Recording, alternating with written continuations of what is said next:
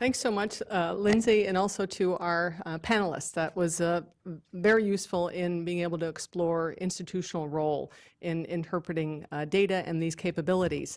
So it's my job to not necessarily have all the answers in my concluding comments, but rather to stimulate you to move forward.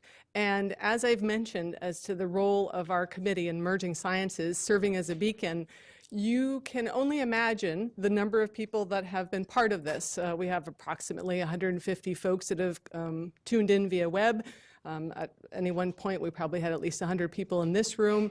So you all get to be translators. You get to move forward in addressing a number of the issues that have come up in the last day and a half. You get to talk to others about it. So imagine the reverberation of this workshop and how it's going to impact our science and also our decision making going forward.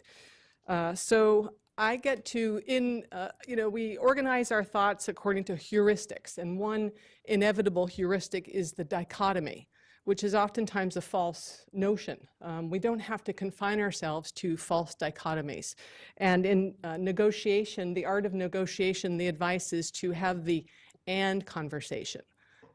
The and conversation is, let's achieve this and this at the same time. Now, it's not my intention to take a number of different opinions and mush them together and say we can accomplish it all. That's not what I'm saying. But in fact, these goals are things that we are non-negotiable when it comes to personal monitoring, understanding environmental exposures, and the overall impacts on public health. One being the new and meaningful. I heard evidence that one could have new technologies and at the same time have them be meaningful. So that inspires us to ensure that's true. Another is valid and usable. And I talked earlier about demonstrations throughout the last day and a half as to the feasibility that individuals will use them, that they can be employed to gather data. We need to also make sure that they're valid. So it's not an either or by any means, it's both. Precise and representative. And there were wonderful themes in the last day and a half about being at the community level and being as inclusive and accessible as possible.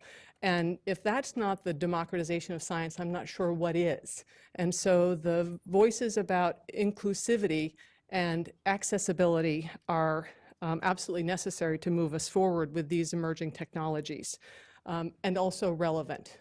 So if only a few interested people that are willing to be very obsessive about their data are willing to engage, then that's not really that representative at all. So we have to be realistic as to of what use and the why, as to why members of the population want to use these data and want to be informed. There's no or here at all. I heard perspectives on individual or community or population. The reality is, at each level, you build to greater impact and greater representation. So it is very much individual and community and population. We have a tendency, and that's been true in public health for the last 20 years at least, to go toward the individualized explanation of health. We have a tendency to go there. We have to keep ourselves in check as to that tendency and to what extent are we really achieving the aspirations of public health for all and health protections for all. And then it seems to me as though there are certainly ways, creative ways, to overcome this notion of privacy protectiveness versus open access. And thanks very much to Michael for providing concrete disconnects that he's facing right now. It seems as though those are issues that can certainly be overcome as long as we're clear as to what this means and that community members are engaged as to what they truly want. Various community members can weigh in as to what they want by way of accessibility of their data.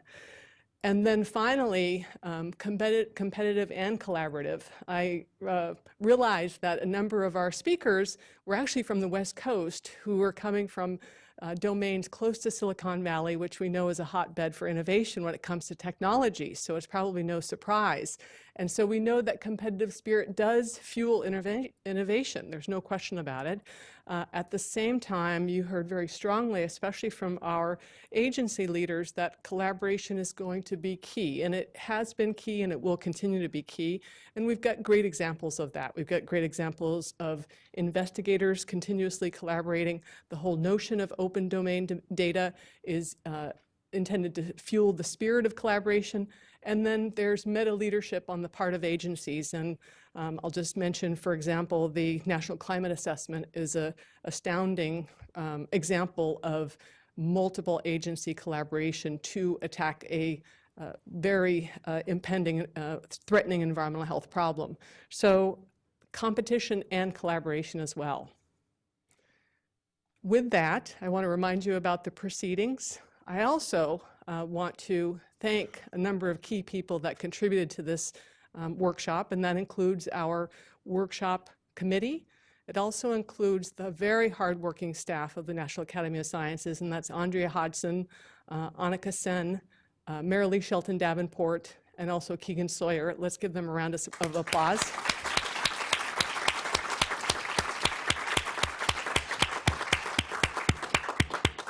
And we are eager to receive feedback via email based on the impact of this work to you going forward. That's what we want to know. We want to know how our workshops are impacting you going forward. So please give us your email and provide feedback, not necessarily on the general content of the workshop, but rather how it may likely influence you going forward in the work that you do.